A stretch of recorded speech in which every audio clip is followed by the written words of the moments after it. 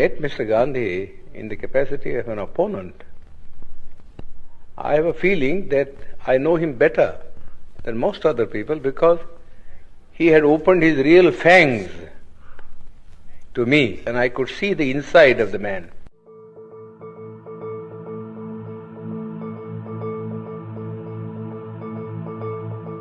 While others who generally went there as devotees saw nothing of him except the external appearance which he had put up as a Mahatma. But I saw him in his human capacity, the bare man in him. You don't feel then that he fundamentally changed the aspect of... Not at all, not at all. In fact, he was all the time double dealing. He conducted two papers, one in English, the Harijan, and before that, Young India. And in Gujarati, he conducted another paper, you see, which is called the Deen Bandhu or something like that. Now, if you read the two papers, you will see how Mr. Gandhi was deceiving the people.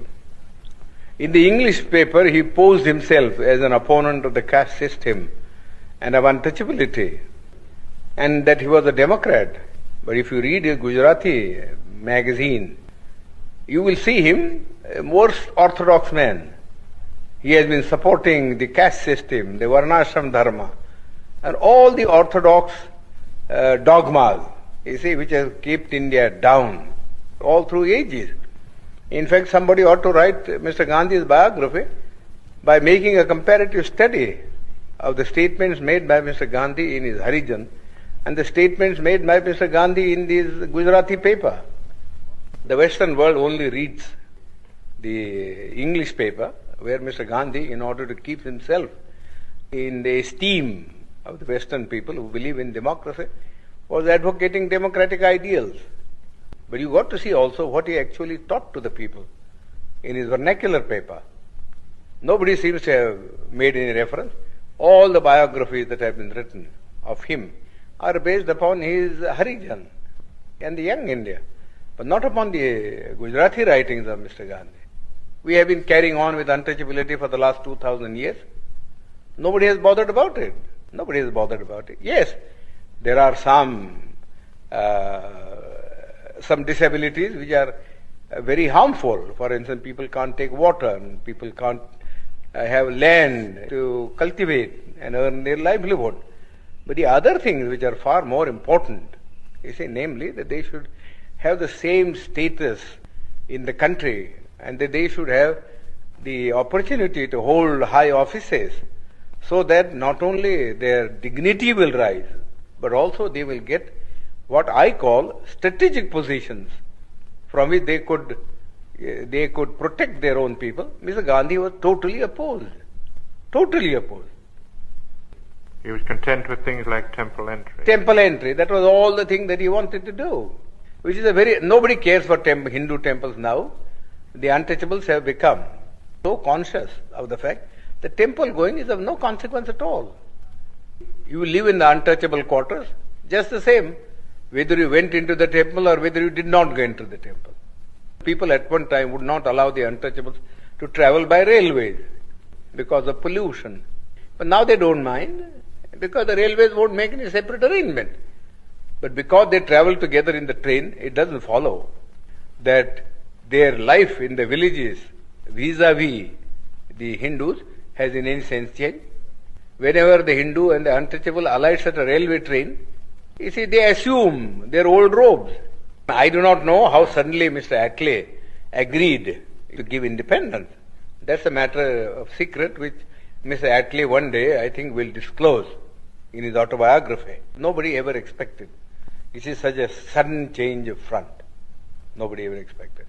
It seems to me, from the analysis that I make about it, there are two things which I think led to the Labour Party to take this decision. One is the national army that was raised by Subhash Chandra Bose. The British had been ruling this country in the firm belief that whatever may happen, you see, in this country, and whatever the politician may do, they will never be able to change the loyalty of the soldier. That was the one prop on which they were carrying on their administration. Now that thing was completely dashed to pieces when they found that even the soldier was being seduced and to form a party or a battalion to blow off the British. Then I think the British came to the conclusion that if they were to rule India, the only basis on which they could rule was the maintenance of the British Army, going back to the year 1857, when the Indian soldier rebelled against the East India Company.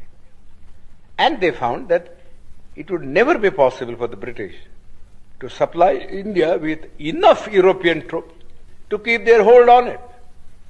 Secondly, I think the British soldier wanted the disbandment of the army immediately, so that they wanted to go to their civil jobs. How much indignation there was at this gradual disbandment of the army, because those who were not disbanded felt that those who were disbanded were going to take their jobs. What's going to happen to them? Therefore, they could not think of having enough of a British army to keep India down. You see, and besides, they had thought, I think, thirdly, that after all, what they gained from India was commerce, and not so much the civil servant salary or the army income. They were small things, and they had better be sacrificed for the sake of keeping something which was much more profitable, namely trade and commerce. Because whether India remain independent or India